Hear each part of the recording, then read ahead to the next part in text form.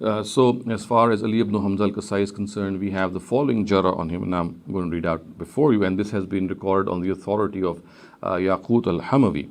So he says that حكي عنه أنه أقام غلاما ممن عنده في الكتاب وقام يفسق به وجاء بعض الكتاب ليسلم عليه فرآه الكسائي ولم يراه الغلام فجلس الكسائي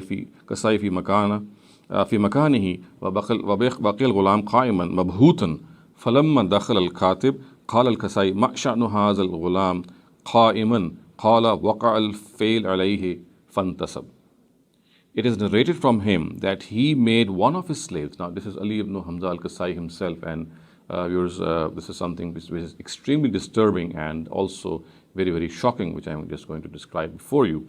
So, he made one of his slaves stand and committed sodomy with him. Another slave came to him to pay salutations to him. Al-Kisai saw him, but that slave did not see him. So, the person who was visiting was also a slave. Al-Kisai saw the visitor, but the slave did not himself see the person who had arrived. So Al-Kisai sat down at his place while that slave kept standing in an astounding state. So the words are mabhutan. The slave who came to visit Kisai asked him, "What is the matter with that slave?" So Kisai answered, "The act has been done on him, so he has stood up." The act of sodomy has been done on him and he has stood up. So this is something very, very shocking and very disturbing as far as Al-Kisai is concerned.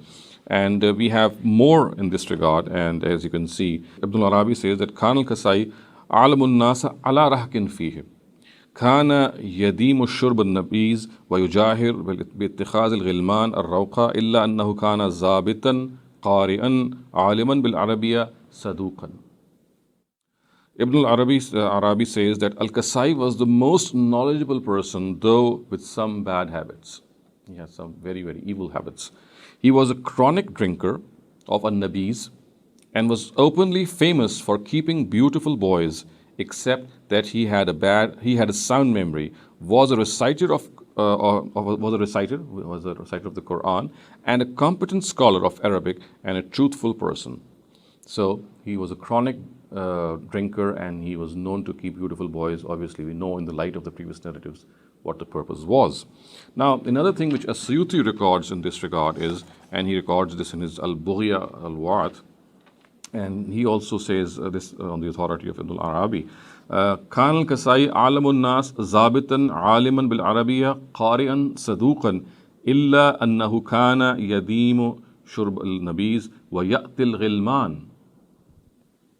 Ibn al-Arabi says Al-Kisai had a sound memory, was a competent scholar of Arabic, a reciter, and a truthful person, except that he was a drinker of al-nabiz and would sodomize boys. So, unfortunately, this is what the information that we have on Ali ibn Hamza al-Kisai, a very famous narrator, but afflicted with this horrific habit.